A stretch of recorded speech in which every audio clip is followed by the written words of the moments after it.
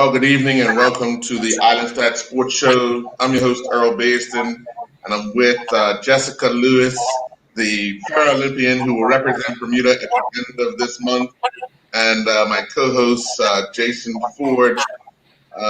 Jason, why do you have a black and red flag? You know what color it is. I don't. It looks. Jessica, doesn't it look black and red? It did, but I think it's a Somerset one. Thank you. I figured you're sticking out for Somerset. Yeah. Is it for Somerset? You know what color it is. Well, I'm a bit confused only because your football team wears black and red, your cricket team red and blue, your club's pink. Can you make up my mind for me, please? Let's make up 10 wickets lost. How's that? That helps? That's all right. Go part of the game. Well, we're here talking to Jessica, so you could put that cup match talk to bed. Okay? Sorry. All right. Later. Well, Jess, we know the schedule for the Paralympic Games has now been released. You've seen your events, and obviously you've got where you're going to be competing back-to-back day for the 100 and 400, I believe it is, yes? Yeah.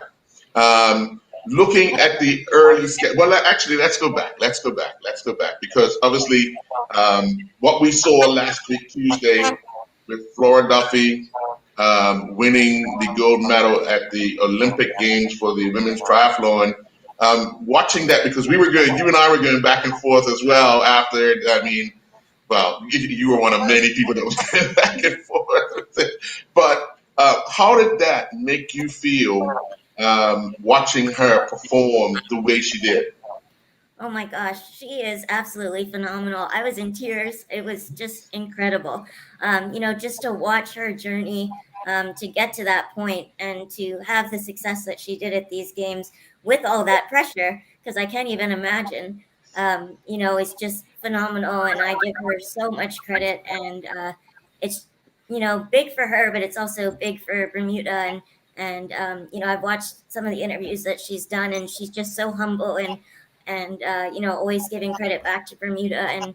And it just makes me so happy that I can represent our beautiful island at the same time that she does. So definitely incredible job. Any initial question, Jay? Well, I came out of a meeting. Earl, I don't think I even told you, Earl. We was actually in a meeting for the television for a cup match. And we just finished up the meeting, and Sean brought out the iPad, and we got to watch the hill race. So we're jumping up and down, and we got smiles on our face, and man, and she's gonna win. Oh, she's out there. Oh, she's gonna be big. And we was commentating the whole time, right? So we caught the later part of the run, right? And, where's everybody else? We watched the race, and then it really excited when she was running in, and that's all you could do, because everybody's just smiling and just trying to take it all in. And I'm pretty sure you guys probably had the same feelings when you was watching, because it was just no words to explain what we was watching. Yeah, it was quite an emotional period of time watching that whole race develop. When they jumped into the water, she was off to the left of the rest of the field, and was able to kind of close in with free water, because everybody was jumbled up with the exception of the group that she was with. But she led that group. So when they went around the second mark to then come out of the water, she had kind of filled right into a spot to, I think it was 6th or 7th, the first lap. And then, the second lap, she was out of the water in 4th or 5th, because the pace kind of slowed down just a little bit.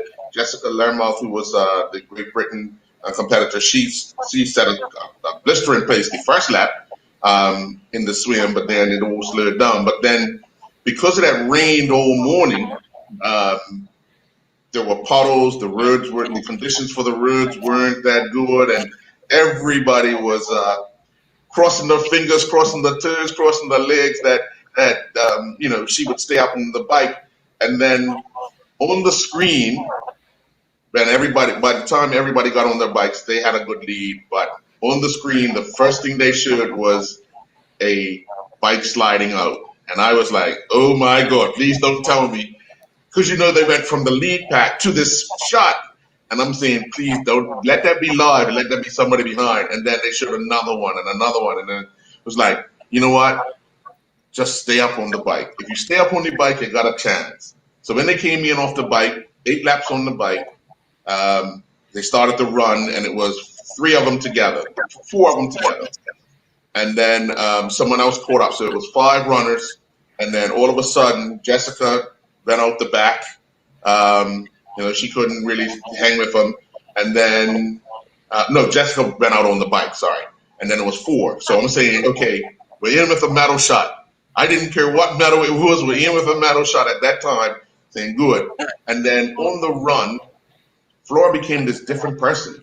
Yeah. The look on her face, the body, the stature. The first lap, she kind of set a decent pace. And then the second lap, she picked it up.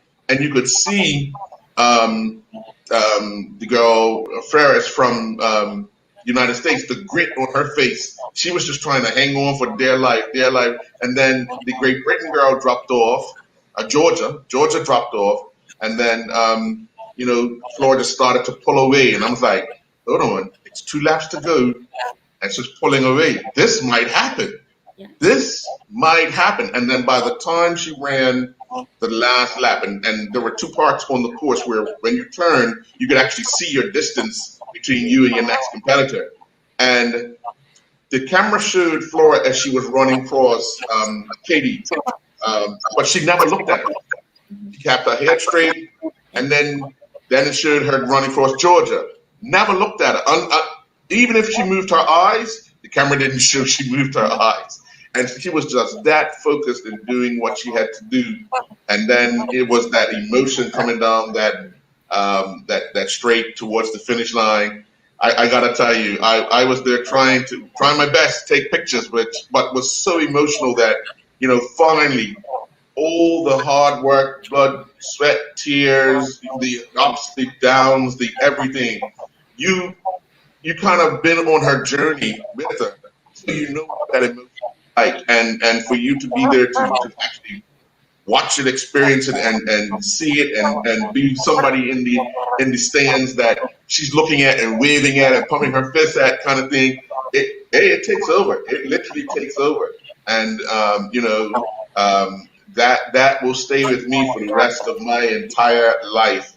And I say that because I remember just last 2019 when we were in Peru, and you came through the finish line and managed to just glimpse up at me, and just those things, like you're looking for someone you know, a face you recognize, and I think sharing that moment, because unfortunately Flora's family couldn't be there. They were there in Brazil, but they couldn't be there this time. So that's a part of the emotion as well, that you're looking for a familiar face. You're looking for somebody that kind of you could resonate with, that, hey, this really, really happened.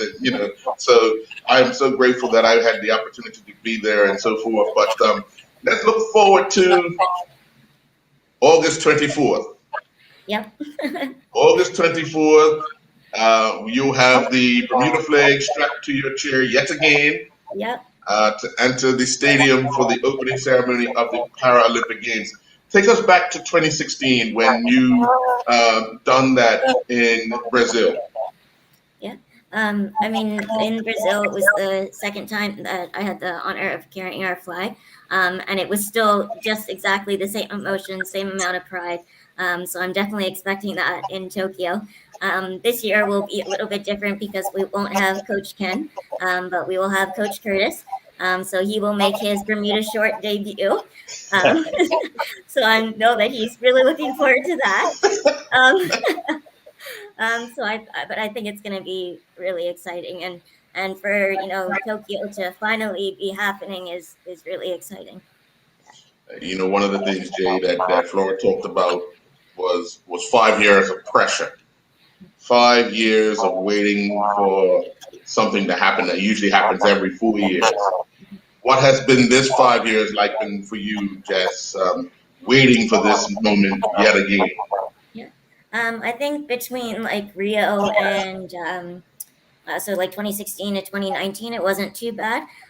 But when I got to, parapet, and then finishing fourth at Worlds, I think it definitely added a lot more pressure at that point. Just, I was pushing, I think in the 100-meter final at Worlds, I had done a personal best time in the 100.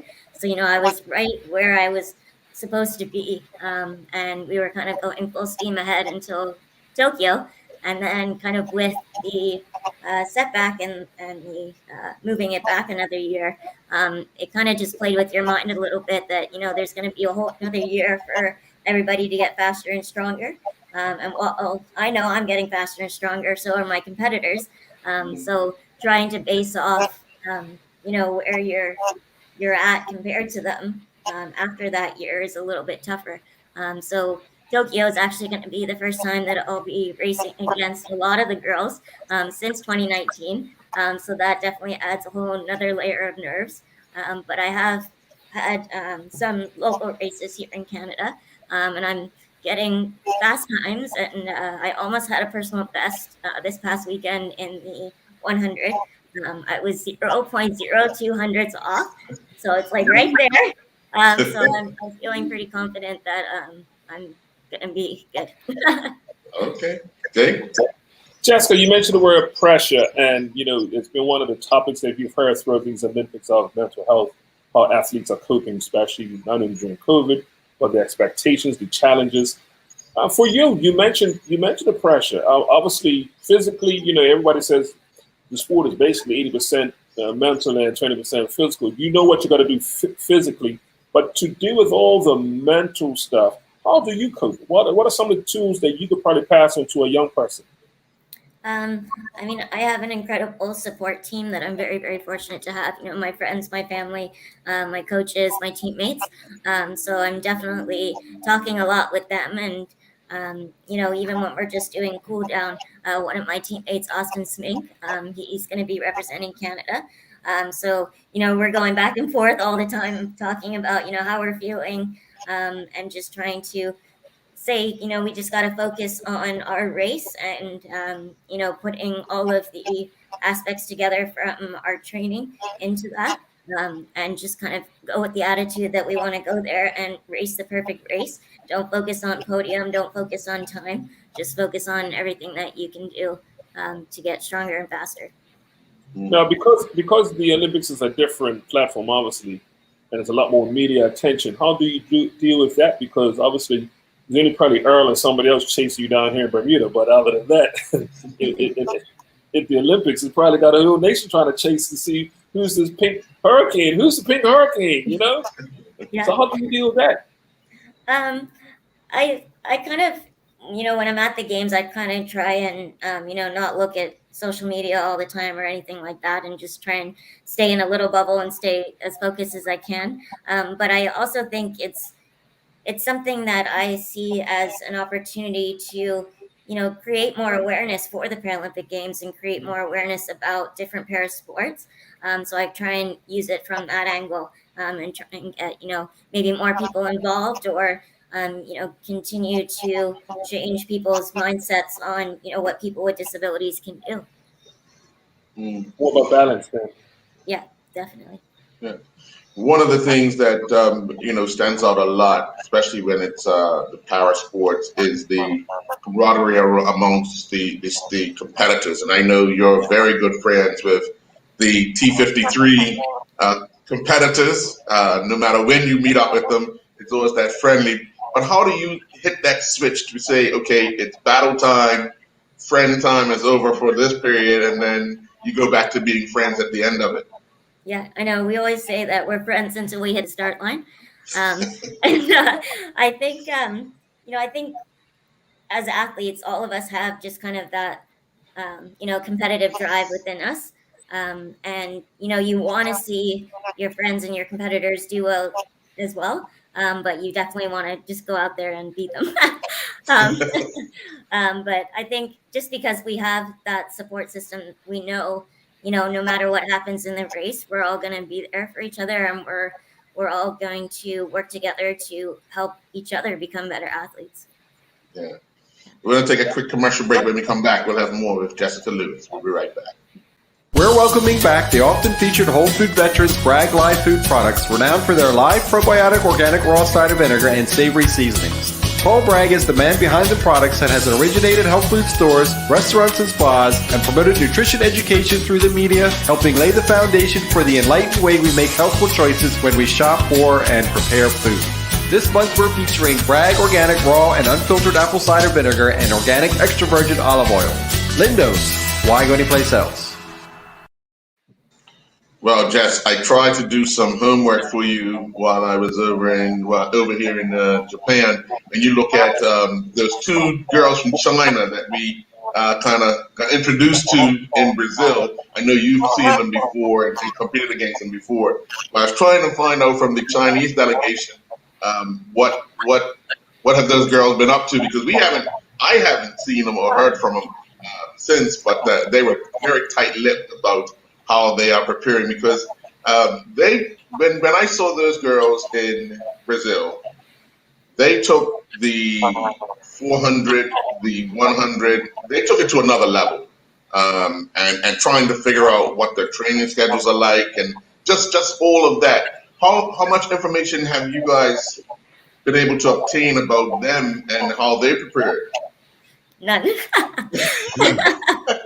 Yeah. The Chinese delegation definitely, you never see the athletes until it's a major games. And in 2019, one of the Chinese girls that was in Rio, she retired after Rio. So we just had the one girl left.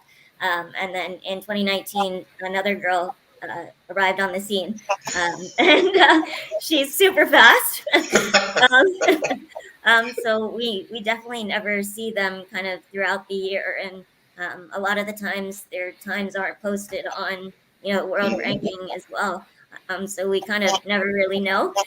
We just have to kind of prepare with the people that we do know and kind of hope for the best when they are added into the mix. Yeah. Now, Jay. No, I'm just, you would think that with all this information that they've been sharing with the internet, that the Chinese could say so tight-lipped, but they're probably doing everything about Jessica Lewis, though. Yeah. Oh, yeah.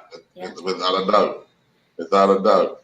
So, Jess, for your schedule, after the opening ceremony on the 24th, you don't compete until the 29th, which is the 800. Are you comfortable with starting with that 800? Does that kind of open your arms up, gives you that opportunity to go around the track twice and just take in everything that's there first? Yeah, definitely. I'm really excited with the way that the schedule is, having the 100 in the middle. The 800 is always going to be we call my bonus race, just because I know I will never be, at the top with the girls that are in that race. But it definitely is going to give me a chance to, get a feel of the track, and just kind of get the nerves out, racing, on the big stage, as well as racing against all the international girls that I haven't had the opportunity to race against. So it's definitely good to have the 800 just to get that one out of the way. And so I don't have to keep thinking about that one, and just prepare for the 100 in the middle. Yeah. What has Curtis been talking about for that particular race since he's seen the schedule now? Is it more you want to try and get a time, you want to try and get a place, you want to try? What is he kind of focusing you on for that particular race? Because you've got a few days until your next one. Yeah. So I think for that we're kind of going to try and focus on getting a good start. Even though a good start in 800 necessarily isn't something that you need, but it's definitely going to give me a chance to work on a start under a gun, and to try and just get into the draft and hold on as long as I can. Yeah. One of the things, Jay, is I know you've seen Jessica race, even at the stadium. One of the hardest things to do is turn as you're steering.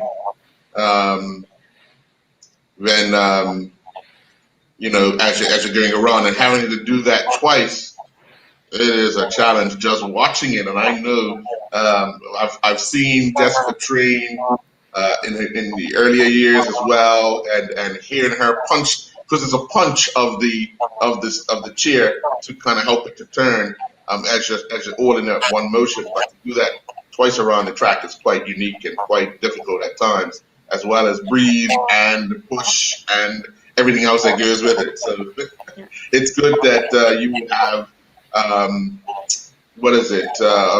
at least 3 days, 2 days before your 400. The 100. Sorry, 100. And that is considered your signature event. That 100 sets you up for the 400, which is also a few days later or the next day. But one thing I can tell you, Jess, it is extremely, extremely hot in Japan. Extremely hot in Japan. My advice is drink plenty of water before you get here. Drink plenty of water while you're here, and just continue to make sure that you're hydrated. And even the team that's coming with you, because even at the track, it feels like the sun sits right over the top of the track, and it's just there. It's no breeze. It's no. I mean, the unfortunate thing is, 2 days ago it rained. Unfortunately for Tyrone Smith's wife, she broke her toe in the pole vault, injured herself. But that was the day it rained during Flores event. It rained during that track day. It's unfortunate, but yeah, if there's luck, it'll be cool, but I doubt it. I mean, they've had records. And even talking to some people in Japan, they're like, we ain't had this before, we ain't had it like this. Last year during the period where they were talking about the Olympics would have been held, there were 2 days of maybe 98 to 100.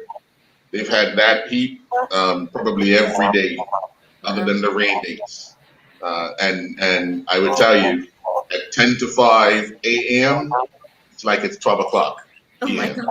Daylight. Yeah. And hot. Yeah. So looking forward to what you're able to accomplish over the last. What's the last lot of things you have to do over the next 2.5 weeks before you actually board heading to Japan? So we had our last race last weekend in Toronto. There is another meet happening on Tuesday, but we've decided that we won't be racing in that, just to focus on training. So for the last 2 and a bit weeks, we're going to be focusing on a lot of starts, making sure that we're quick and fast off the line, as well as some tempo, just to help me with the 800 and 400. The 400 this year, I finally broke the minute mark, which is something that I've been trying to do for a couple of years. So I clocked a time of 58 seconds. So I'm very, very excited with that going into it. I feel like I might be just a little bit more competitive in the 400. So I'm really excited for that. So yeah. Any final question, Jay? No, I just want to wish the Pink Hurricane all the best. Blow them away, as we will say, and leave your mark. And whatever it is, just leave your mark, because just like Flora, you are an inspiration to not just us here locally, but worldwide. And the platform that you have to, once again, to inspire young athletes coming through, it's amazing. And I never want you to leave that out of your mind, because of what you've done so much for us here locally. I'm pretty sure you're doing this for all around the world. So I just want you to thank you. Salute to you. No matter what you do in the Olympics, salute to you. And I will be cheering on. Thank you so much. Well, Jess, as well as Jason, I want to wish you all the best. I know it's been a challenging few 18 months with the pandemic, being in Bermuda, rolling with your teammates, but in the garage kind of thing. Now that you're back in Canada, you're able to get out on the track, do some training, really loosen up yourself, and just when you get out on the track, release your mind and realize that all the hard work that you put in will not go in vain. It will be looked at as another champion on the track, representing this small island and doing us proud and that's why we want to wish you all the best in Japan in the 20. But I'm going to say 2020 because everything's got 2020 on it. Everything has 2020 on it. So the 2020 Paralympic Games in Tokyo. So we want to wish you all the best. Okay. Thanks so much, Earl. All righty. We'll be in touch. Sounds good. All right. Well, folks, we're going to take a commercial break, and when we come back, we're going to be joined by David Sally from the Bermuda Powerboat Association. We'll be right back. We're spotlighting our old friends Woodstock Farms, who started up 50 years ago in the belief that we need more trustworthy natural food sources. Starting with one product, their line, mostly certified organic, is now more than 250 strong in 10 categories. This month we're featuring accoutrements of the barbecue, for us the pinnacle of home cuisine and one of the few forms of restorative recreation now within our reach. Try Woodstock Organic Sweet Relish, Tomato Ketchup, Baby Kosher Dill Pickles, Sauerkraut, and Hickory and Original Barbecue Sauce. Lindo's. Why go anyplace else? And welcome back. Well, as we mentioned, we'll be joined by David Sally from the Bermuda Powerboat Association. First of all, David, welcome. Big weekend coming up for you guys. Your annual Round the Island Powerboat Race with this year the return of jet skis and juniors. Yes, Must sir. be exciting. Hey, good evening, Earl. Thank you for having me. Yeah, really excited. Glad to finally get the season underway a couple months ago. Sports ministers and government officials came down and saw that we're operating how they'd like to see. And but first of all, I just want to congratulate and give our best wishes to all the Olympians. That was impressive the other day with Flora, and good luck, Jessica, and everybody else involved with that. Well, we get started, let's first get to the return of the juniors and the jet skis. What will one see on Sunday with the junior race? Because obviously they won't be going around the island. So what type of course is being set up for them, and a good vantage point for those that want to see the youngsters? Right. Basically, we got to start early. We're starting at 10 o'clock. When we were last, me and my brother were last racing juniors. We used to race in between the jet skis racing. There's a lot of action, a lot of stuff happening. This hasn't happened in a while. Literally rebuilding the club from the ground up. We invested in the Bermuda Powerboat Association with the junior program. It's been great. The feedback so far, the kids are excited. Been some races that was more exciting than the offshore boats. And these kids are really getting into it, and you can see almost the emotion when some of the kids come back in and didn't do as good as they had expected or whatever, and like a little tear. Right. It's like, look, man, you can't go over to your old man if you got tears coming down your face. You might make theirs worse. So it's like, walk up, they're like, no, this actually means something. And kids are going talking in school and saying, yeah, boat racing. I want to be a boat racer. So it's not just sailing. It's kids haven't said that for a while. Me and my brother used to doodling all day, drawing race boats and stuff in school.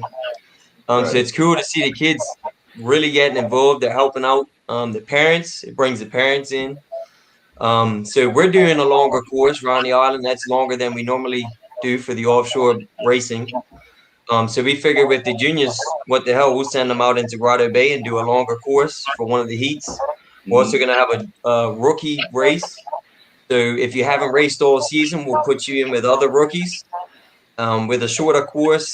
Go over some training first, but we don't have a lot of time to work with around the island. So, and it's also a trophy day. So, right. The jet skis. So the juniors will do the Grotto Bay Loop. Yeah, they'll do basically the long course from back in the day when Ken Deere and Eddie Rowe, they used to call that the marathon course. So I think that'll be cool and pay kind of respect to the older guys that, when racing was at its peak. And what about the jet skis? What's their course? So Dakari White has really spearheaded that. That guy has got so much passion. And his dad Delton used to race against John Soares, Chris Rowe, Melissa. There was so many jet skis. There was always more jet skis than race boats. People didn't realize. And then it's just more economical in terms of insurance. So we all work together. They've got their crew together, their subcommittee, and they're basically running themselves. Basically, they're going to do the same course that we do. Come up North Shore, around Crawl Point, head to Gibbets Island, up North Shore, Hogfish, into town, White's Island, up Harbor Road, 5-Star Island, head up to Dockyard. They're going to hit one of the last channel markers off Dockyard, and then straight down North Shore to the finish. So they will be going South Shore.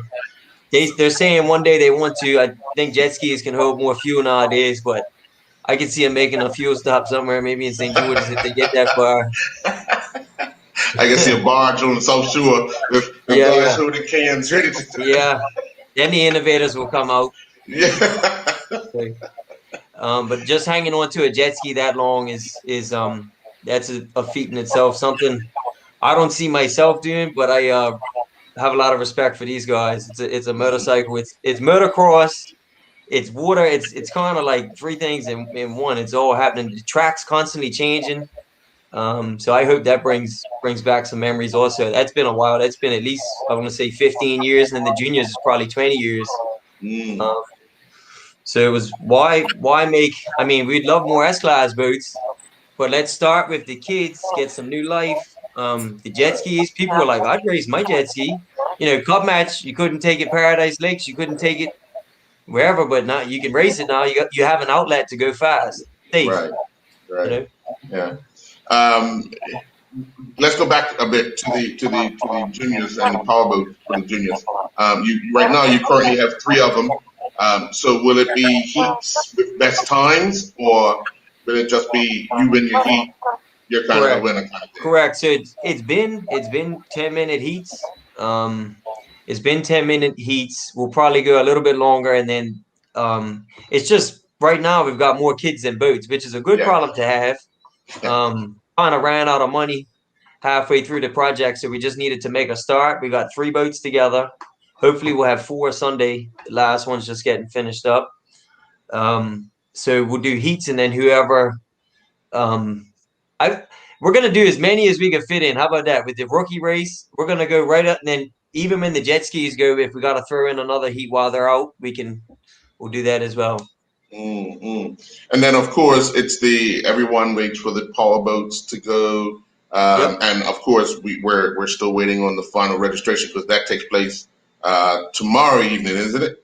Correct. So I can't give you a final number on who's racing. Obviously, there's also a lot of talk. There's always a lot of talk. There's always a lot more said than done, unfortunately. But hype is good, right? You know, when you see the boat on the docks, and you know that's when you can confirm it's in Bermuda. All right.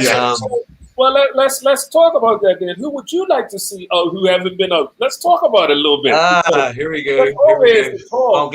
I'm glad to see S20, the Bridges clan, and the Bermuda Blueprinting boat. They haven't raced all year, but again, lots of talk. Glad to see they're looking like they're gonna be ready. Andrew Cottenham and Talbot. I mean, Bermudians, we want to see S-Class, right? We like A-Class, B-Class, C-Class. But the show can't be junior boats. It can't be A-Class. The show is S-Class. You know, it's like a build-up, right? And then, the cat chase him out, so to speak. But yeah, I mean, I don't want to call out anybody, end up getting punched in my face. But it's all right. Me and Earl will hold your back. We got your back.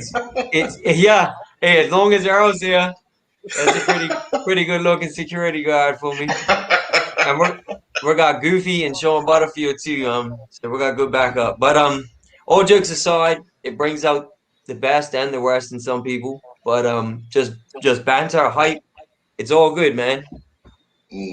One of the most important things is always the safety of the competitors and the general public. So what I want you to do now is give us a brief of what the course will be, and then we're going to talk about safety for the general public, because we have a lot of people who have marine traffic but don't understand the course, and will end up somewhere and be in a bad position for driver and spectator. That's really the biggest problem. And it's like, if you speak to somebody that drives every day, and even a tractor trailer, the job's pretty basic, right? It's just the traffic all around you, bikes coming up your inside. So we had the same problem on race days. And of course, Ronnie Island, which is why we're trying to spread awareness. There's so many people that don't even know there's a race happening, right? We're not America's Cup. You know, maybe in the 70s, people thought it was, you know, probably one of the biggest sporting events. But now, if you got a boat coming at you at 100 miles an hour and you see bright orange helmets, they're not just joking around. They're going like there's $1 million on the line, right?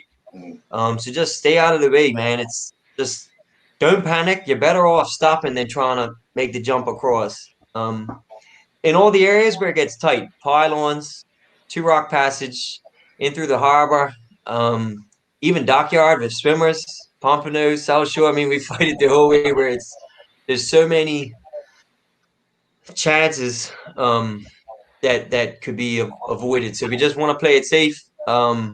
I don't have the radio channel that we're going to be on in terms of VHF. We're not on air, VSB, ZBM, nothing like that. That usually takes a lot more sponsorship and stuff like that. We've had very good help, but we've never complained that we've had too much help. We're still trying to build our way up, right? Right. So I really want to thank the public, especially for crash boating, Coast Guard, the police service. Everybody works together, and it's a safe event. It's flat calm Sunday, so it's looking like a bit of a drag race. You gotta make sure top speed usually top speed doesn't matter with Ronnie Island, as much as your average distance speed. If you can maintain that speed, you're usually pretty good. But we're gonna see some drag racing, top speed. You wanted to call some people out. We'd like to see Mr. Lopes' boat out in that MTI. He's got that boat, 150 mile an hour boat. He could probably do 2 laps at a time that most people can just get around in one. So that'd be pretty cool to see that one. So break down the course for us. Basically, leave Ferry Reach, head up North Shore, somewhat close to the shoreline. So anywhere in front of the pylons, just stay out of the way. Give a wide berth. So we're heading right to Coral Point, Stag Rocks. We're rounding there, and we're basically heading to flats. There's a buoy, and the Spirit of Bermuda have kindly chartered their boat. It's going to be literally right on the corner at Gibbets Island. So usually we're all looking for a tiny orange buoy. I mean, so nobody can miss the Spirit of Bermuda, so we're thankful for that. Straight up North Shore, Hogfish Beacon, round Hogfish Beacon, in through Two Rock Passage, down into the harbor, White's Island. We have buoys set up at White's Island because there's, as you know, all those moorings. So it can be a bit of a figure 8 to get through there. So we'll have a nice wide berth, probably 3 or 4 big bright buoys there, kind of donated from Bermuda Yacht Club, or Hamilton Yacht Club, sorry. Harbor Road, Inverrowry, Ferry Dock, Burgess Point, Riddles Bay. Stay off there. Don't try to get in between the boats and the stake. We're trying to hit the stake literally. Anytime you can shave is time in the bag, right? If you're messing around and going wide, it's just like track and field, right? Five Star Island, straight to past Morgan's Point, straight to Dockyard. It gets really shallow. We're also racing. It's low tide. I don't know who worked that one out, but it is low tide. Sometimes it can be better. It can be better and more challenging because you can see a little bit better. But if it's close, you're gonna hit. There's no room when it's low tide, so you can clear. If there's a white cap around that reef, you probably got to go around, right? So Dockyard, and then all those prickly pears to the Vixen. That's usually a challenge. There can be some things that spring up on you in there. Don't go around the Vixen. There's an island off there. I'm gonna get home for not knowing the name of that. Off Somerset. Straight to Pompano, High Point, down South Shore, St. George's area. And if you got 2 lanes down, it's like a highway. Depending on the day, you always got to check in the morning. Do you want to take the inside route down South Shore or the outside? The outside tends to be a bit more surf. The inside tends to be a bit more short chop, backwash. Records have been broken on either side. It's just depending on the day, you know. If you split, it's like a tunnel. Sometimes you're like, yeah, I got a comfortable lead, get out down the bottom, and they're getting shot out like a cannonball. Where'd they come from? You know, if the outside is not as good that year, you know what I mean? It all depends on the day.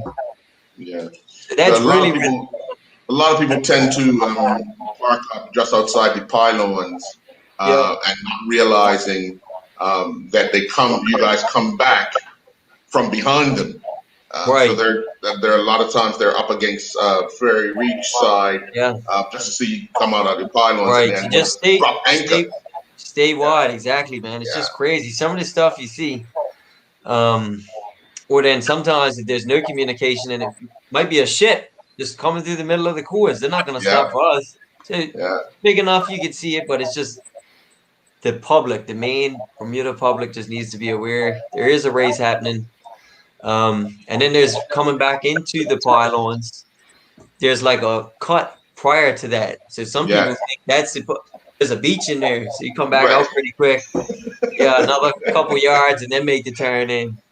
Things are coming at you quick, right? And if you don't do it, we're not racing around the island every week. Right. We make mistakes too. We're not getting paid to do this.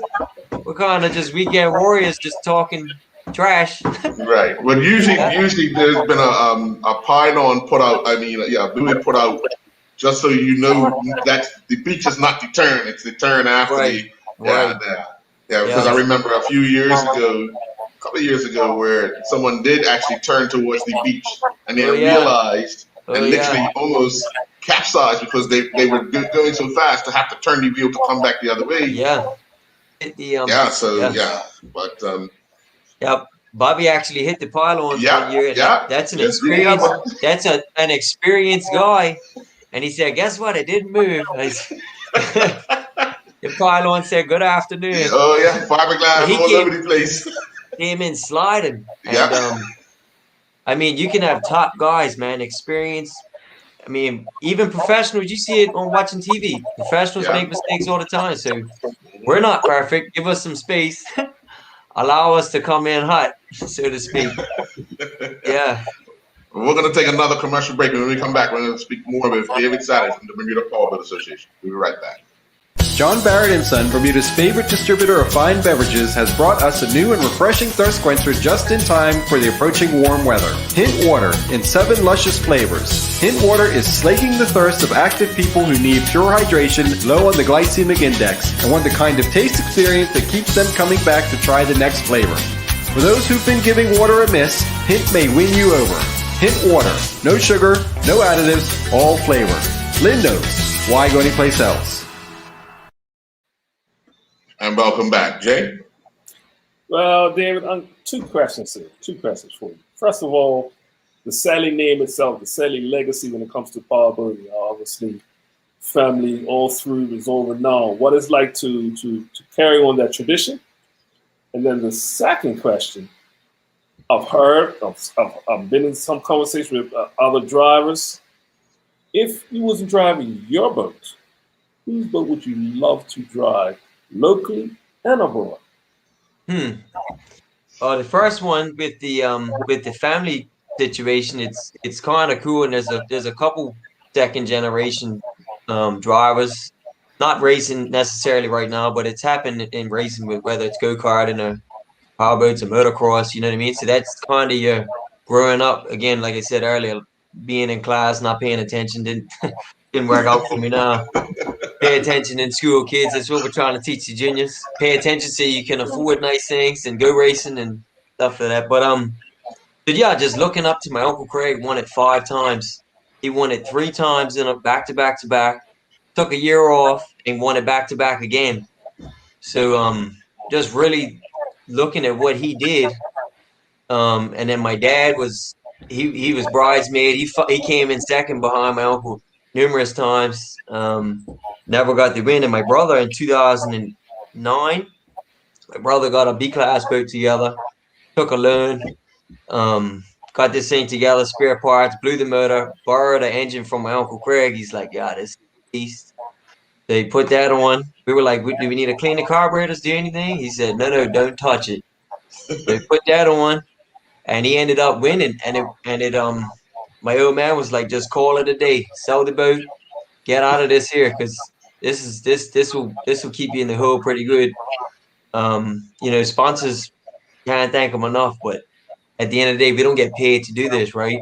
But he came out and kind of smoked everybody. Nobody really saw it coming, this kid. And then like the next 2 years, a year or two after that, it was a record amount of boats since like early 90s. A lot of guys went and got boats and said, I could do this. That little kid could do it. But so yeah, just as long as we can maybe add to their, my old man was Commodore and stuff and ran the club, and those were kind of the best days of racing. It was strict. There, a lot of people may have not liked him. You know what I mean? It was strict. If you were late, you got sent home. Now, if you come 5 minutes before the race, we got to thank you for coming, We're not in a position to turn people down, but just growing up around it, something we always wanted to do, but kind of figured we'd never be able to get the opportunity. So just really thankful for the guy that owns my boat and allows me to kind of damage it every week and hammer down. And then Mr. Davidge from Eurocar has just been huge for the club. He's literally supported the club out of his own pocket in some of the really bad times where we had like 3 members, So it's just growing up and always wanted to do it, but like maybe we'll never be able to do it, So as long as we don't stay in their legacy, if you want to call it that, as long as we can maybe just add a little bit to it, I'll be happy. And then the boat I want to drive, yeah, I guess I can't not mention Miss Geico. That's pretty much the most recognized boat in the world for racing. But really just in the UK, they race similar boats to what we race here. More on like, you can have a regular job and race boats. Some of that stuff you see is like, that'll never happen. But so I'd really like to go race there in their competition, their waters, stuff like that. But if you had the right opportunity to race S-Class in the States, it's really highly competitive. But you'd have to, I have zero experience in that kind of apparatus, so it'd be an interesting learning curve. You might get in the boat for and not like it. I don't know.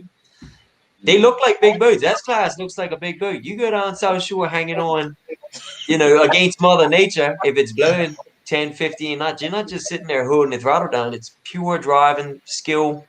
And some of the guys here could go up against the best, man. Well, I just want to pass on a message for you guys. The Comet class, which was due to be sailing off of the Mid-Atlantic Boat Club on Sunday, have canceled due to around the island. So they're kind of clearing the way for you guys to have North Shore to yourselves. Just want to say thank you for that. And then we had heard there was maybe dinghy races, but we put our stuff in, and it's marina ports and everybody, but again, nobody's just worried about one. Bermudians, we guys get up to a lot of different things, right? On a weekend, the deal. You're bouncing around. Yeah. You're getting your steps in on a Sunday. So thank you. I mean, we might have got told we had to cancel. So we're just lucky with the weather. Weather's looking good, sunny and really no wind. So okay, yeah. So I really want to emphasize the safety part for not only you guys but for the general public, because there have been times where, Jason, you would see people who have the boat anchored and got kids in the water. There's some scary shots. Yeah, that is not. We can do our part too, but there's only so much we can do if there's people totally not paying attention, right? Yeah. There's and obviously bad news travels so much faster than good news, right? You can have a flawless race, and let's knock on wood. And then there's one little thing that, and then that'll get the highlight over a record being broken or, a flawless race. So let's hope, knock on wood. And sometimes the calm days are the dangerous days because you're all trimmed out. Yeah. You're set up for a lake and you get that one pleasure boat wake. It happened a couple years ago with S-Class. Mm-hmm. And, the guy is lucky to be alive. He really is. And that was stupidity from a pleasure boat. Straight up, Right. So again, I mean, because the message would have to be, if you're in your pleasure craft and you see these boats coming, kind of just stop, wade in the water where you are. Look, you have surroundings. So, okay, you hear something that's coming at you fast, you're better off just getting out of the throttle than trying to join the race or, go across the track, essentially. The map will be printed in the paper. I don't have it in front of me. I don't even know if it'll show up. It probably won't show up on my phone on your screen, but it's quite a simple course. We're not going in and out of Flatsbridge anymore, thankfully. That ended in '79. Right. So I don't know. We'll see. We'll see. Looking forward to it. Right. Now, one of the things that when you guys kind of revived the club, you've taken racing, regular racing, to various other points in the island. You've seen it at Dockyard. We've seen it off of Spanish Point. Yeah. We've seen it in St. George's Harbor. Any plans of kind of making a series of these events to help the season become more attractive to people?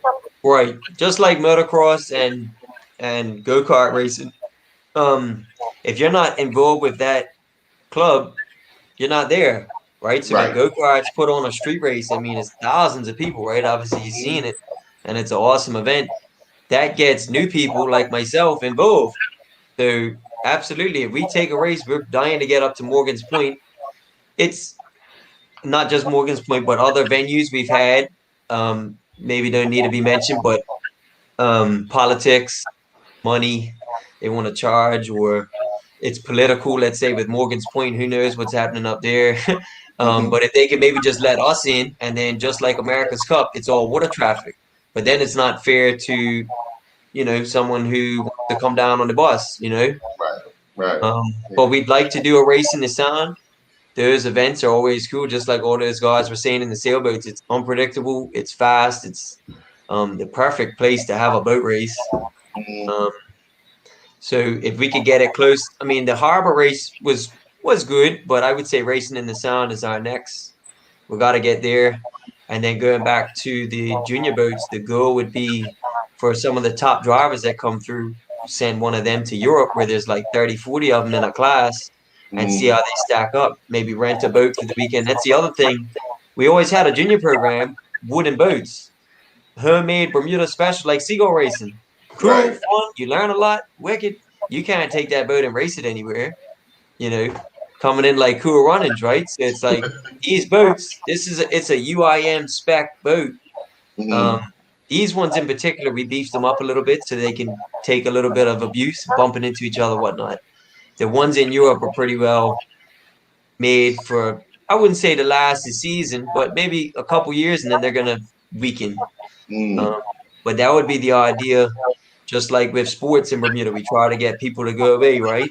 Right. And maybe with some of these races, I mean, with the internet now, somebody gets picked up, says, "Hey, would you like to come to the States or Europe?" Or that would be the dream, but kids stand a better chance than us. Yeah. Well, we want to wish you all the best on Sunday and then for the remainder of the season. Again, racing gets underway at 10 a.m. with the juniors, followed by the jet skis, and then power boating around the island. So all the best on Sunday to all the drivers, the committee, spectators, everyone. Just kind of respect the course and be safe. And hopefully a record is broken, maybe one or two on Sunday. That always brings out the excitement. Yep. Yes, sir. We're hoping. So the junior program, the junior racing starts at 10, jet skis at 12, A class leaves at 2 p.m., B class 2:06, C class 2:10, D class 2:11, and S class 2:16. So S class is literally starting 16 minutes behind A class. It used to be 22 minutes. Why the change? So the records changed. Someone always feels like they're getting a disadvantage, or someone like S class right now saying, we're coming through. But overall, there's no prizes for overall, but that's the bragging rights. You don't get anything special. I mean, I guess the newspaper, whatever, but nothing outside of that. You're aiming to win your class and set a record. The problem is when you set a record, you almost shoot yourself in the foot. But nobody racing is really into sandbagging, so you just got to go for it. And you want to, if you're going to set a record, you might as well go for it, and then maybe it might last 20, 30 years. You know what I mean? Right. I know a few, I would say back, I believe 2013 is when it was changed about the first to cross the line not being the winner. Right. You were winning your class. They try so hard, but as everybody knows, it's like that first boat back in is, but sometimes maybe in the past, the times may not have been is that like even in the 80s they would do like 7 minutes apart, just that was the magic number, and it used to work out well. But now the guy who doesn't race, he deals with numbers all day. He's like a mathematician, and it's pretty simple for him because that's what he does. So literally the only thing accurate we have to go off of is the time you start and the time you finish. My boat does 90, my boat does 80, my boat it might not, but you started at this time, you finished. So we base it off the records. Everybody falls in line, but literally, there's bigger boats are gonna be coming. So I'm kind of, we'll see what happens. If I win, if you win your class, if you get passed by an S class boat, so be it. Fair play. Yeah, but bigger, faster boat to spend more money. Let it go. But obviously, you don't want to see it. Yeah. Well, again, all the best on Sunday, and may the best men and or women win their class on the day. Yeah, hey, thanks a lot, Errol. Appreciate it. And special thanks to Rubus and everybody that's helped make this possible. Really appreciate it. All right. We'll be back with more of the Island Stat Sports Show. Thanks, Jason. Take care, guys. All right, cool, you guys. Have a good one. We're welcoming back the often featured Whole Food veterans Bragg Live Food Products, renowned for their live probiotic organic raw cider vinegar and savory seasonings. Paul Bragg is the man behind the products that has originated health food stores, restaurants, and spas, and promoted nutrition education through the media, helping lay the foundation for the enlightened way we make healthful choices when we shop for and prepare food. This month we're featuring Bragg Organic Raw and Unfiltered Apple Cider Vinegar and Organic Extra Virgin Olive Oil. Lindos, why go anyplace else? Well, Jay, I just thought I'd give you some time to gloat about last week. I know you've been itching to do so. Don't act like you don't know what I'm talking about now.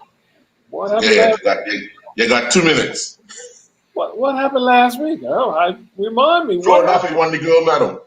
Dara Alazade finished 18th overall in his first Olympics. So let's gloat about that. Gloat about that. He rode well.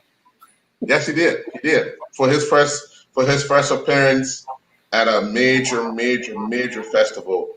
It was funny because I got a chance to talk to him after his first race, and he said, "Man, I'm glad that's over and done with. No, I could relax." Because obviously the nerves take over. You want to do well. You got 2,000 yards to row, and Jay, when they start, you can't see them. They're way down there, and you're watching it on the screen, and you're trying to figure out, okay, where are they? Then there's a bridge they have to row under. You say that bridge is still way down there. And what? I've been rowing for all this. Oh man! But it's amazing to watch. And again, his first experience. I think now he's got that bit in his mouth that the next Olympics is only 3 years away. Well, that's what everybody would take. Yeah, people will take probably a 6-month break and then they're right back into it.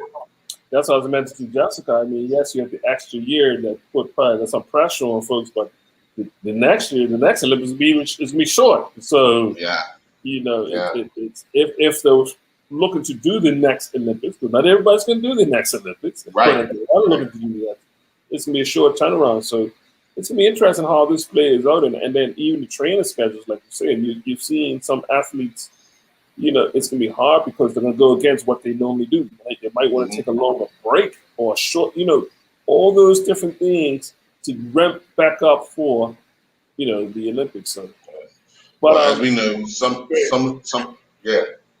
No, I was just going to change the subject, but go ahead. But as we know, some sports have gone into the professional side. When I say professional side, you're competing for money, where you can't take that time off.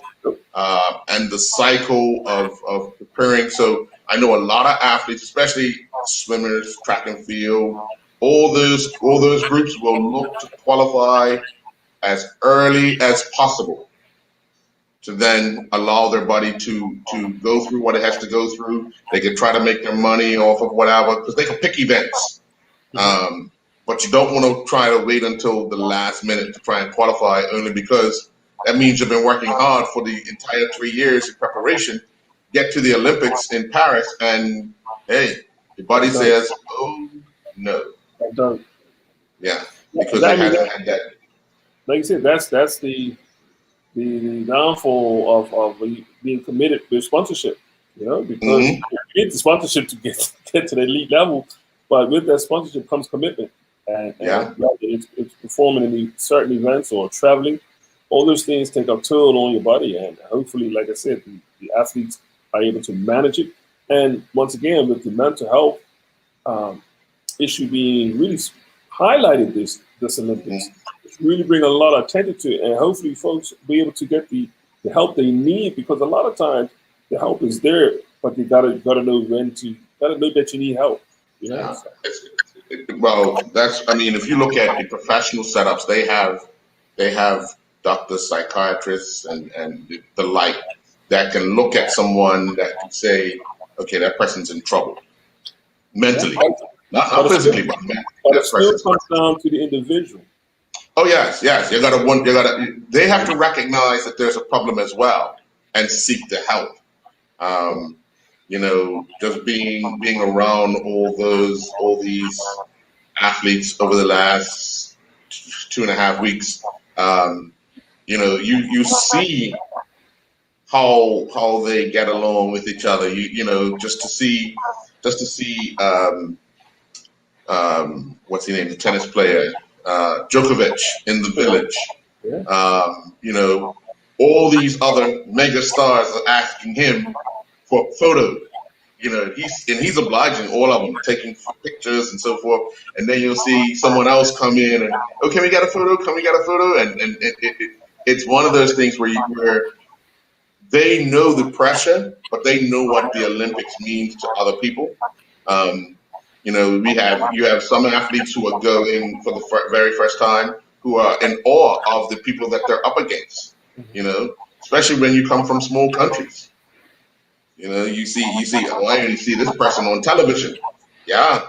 And the country of Japan was in awe when Naomi Osaka lit the torch for the start of the Olympics. And then they were then upset that they didn't get to see her play tennis in person. You know what I mean? So all of that plays out in one's mind that they want to try and be around something as unique as the Olympics. And unfortunately for some, it didn't work out. It doesn't always work out. So let me switch up the subject a bit, because I don't want to gloat, because I can always do that off air. But what I do want to do, because you've had a few programs on now to recap the game, and I don't really want to recap the game because you've done that through the various programs you've had. I've watched them all. I've heard them all. Now, obviously, you wasn't here this year. You haven't been here for the last few cup matches, per se. But what I want to ask from you, as a St. George's fan for life, and that's you bleed, you buy. Everybody bleeds rainbow for some reason. You, I don't know. But to see, obviously, we've talked that to say, this goes around on a cycle. This goes around on a cycle. If you had a crystal ball, what would be one of the first few things that you will want to change with the direction that St. George, or help what direction St. George should be going in now? Because you've seen the games become less competitive. If now, whether it's certain for whatever reasons, over the last 9 years, like you said, we've seen 5 victories. You got to go back a little while when you've seen that type of dominance. So something has to change. What would be something that for you, and you've been around a lot of games, you've been around the club.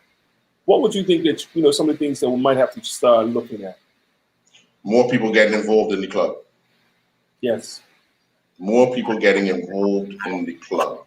Only because I spent a lot of time this year looking online at people making comments and all sorts of throwing in all sorts of ideas, but none of them looked at themselves to say, what can I do?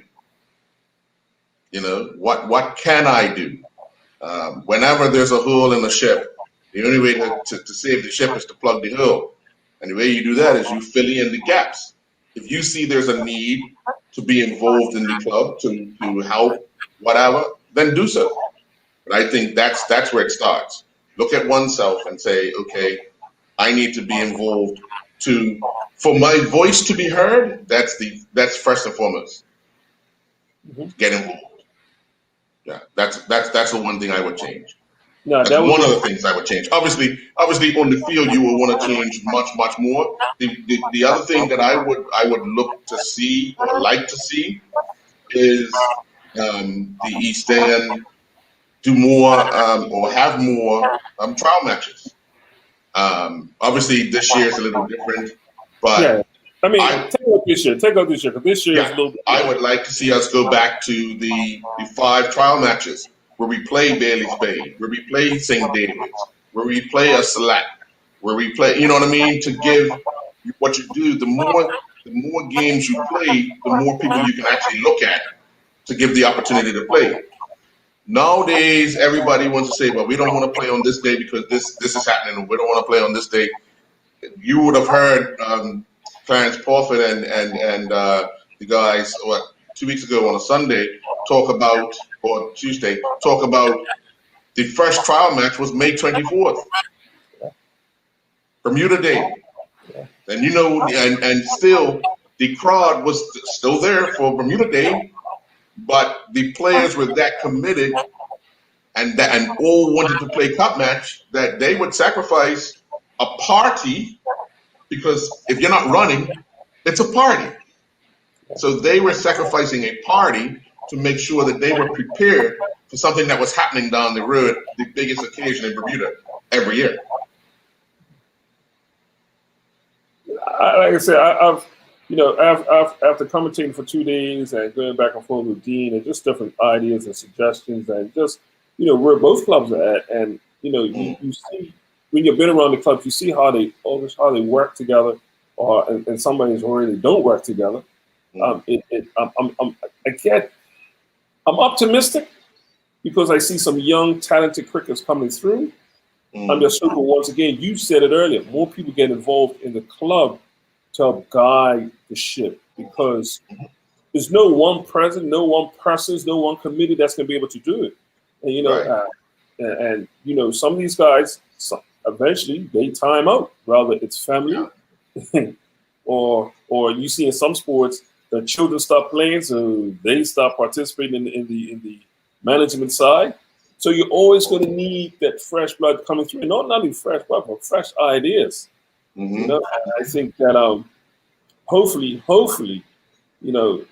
because obviously to pull what they pulled off this year, man, salute to both clubs, and especially St. George's. What they pulled off, Earl, we've been in talks behind the scenes for a long time regarding if it can be on, if Iran can be on, how it's going to be on, the whole nine. And what got done in those few weeks, man, I told the president and Romeo Rudder, job well done.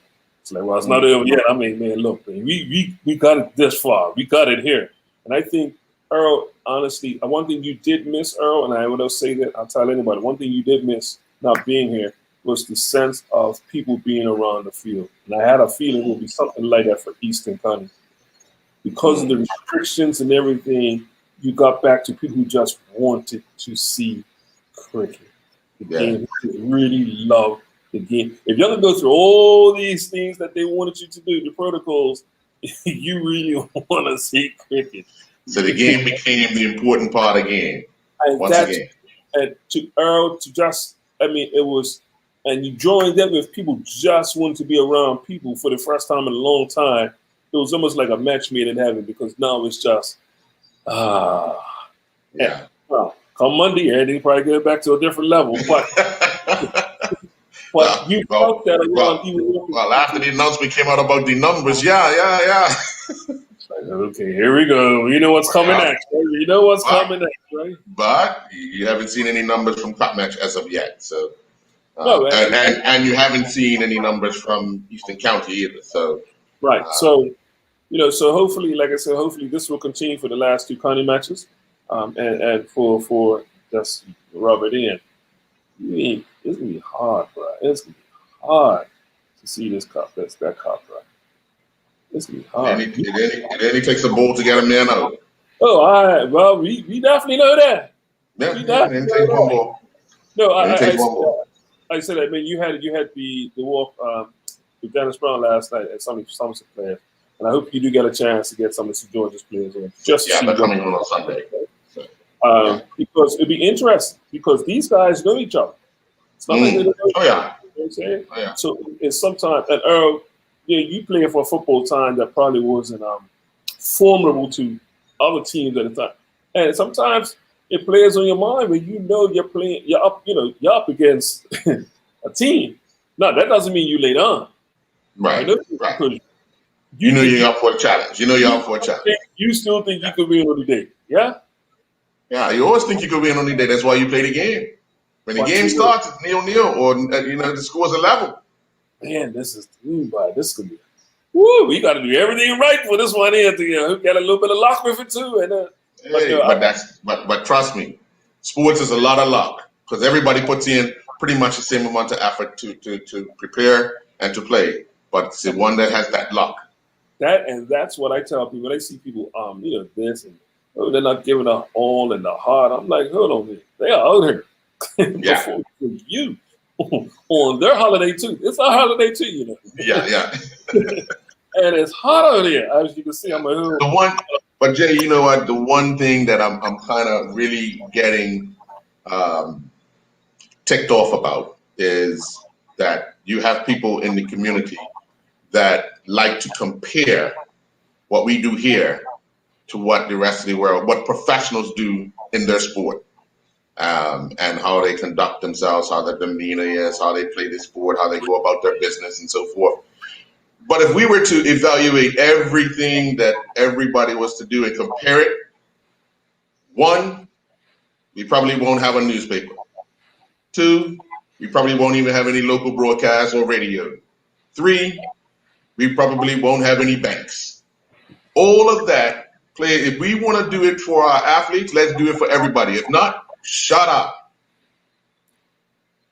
you are preaching to the choir because unfortunately, whether you like it or not, and I've stated this many times in this show, there's the game and then there's the event.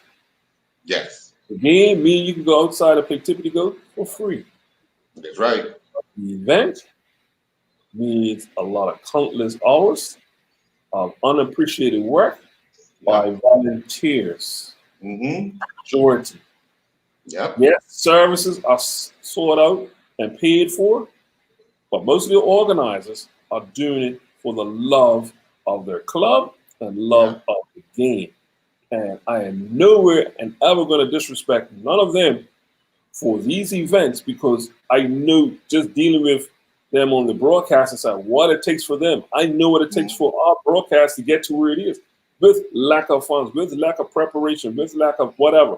But we still make sure that we want to be there. Right. We want to be there. We want to cover. Yes, it could be 10 times better. Mm-hmm. But when you look at the investment that goes to, if you want to say goes to a professional event, compared to goes to our so-called amateur events, because that's what they try to hold us back on because it's an amateur event, Right. then you're going to see the difference. You will see the difference. So that's not to say that we're going to give in. We're going to keep going and keep going. Yeah. I just Just look build on it. build All you on keep it. doing is building on it. Earl, I've said this, and this one thing I love about sports is the true reality show. You Mhm. might have all the big names, but out of cup matches, always gonna be, or Easter County, always gonna have that one young person or that one thing that you probably didn't know or you didn't think he had it in anymore. And that's for me, that's the shining star. Yes, Chris got 100 odd. Yes, Chris. But once again, youngster LJ Richardson in the second cup match just falling short. Some of the good catches that we did see, Alan Douglas taking another great catch.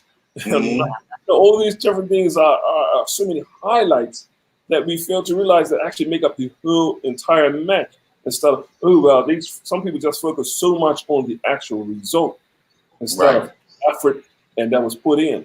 Now, once again, what does Somerset do? What does St. George's do? That's yet to be seen.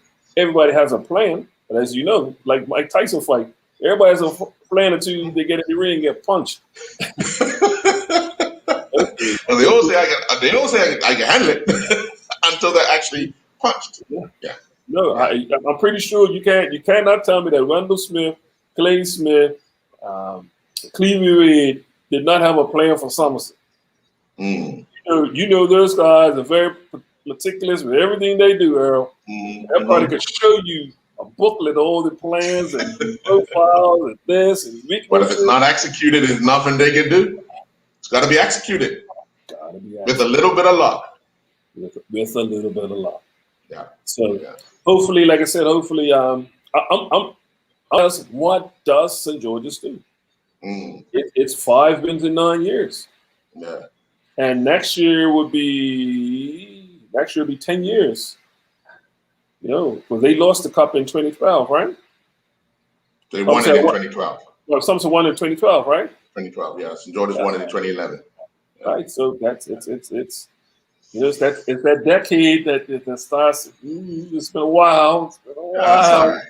It's all right. I've had my turn. You're having your turn, and I just wait patiently for my turn again. That's all. That's all. That's why we play the game. That's why we play the game. So yeah. So before I end the show, I want to say congratulations to you and all of Somerset supporters on winning the annual Cup Match Classic for 2021 by 10 wickets over St. George's Cricket Club. But I would say this: the best is yet to come from us. Good night.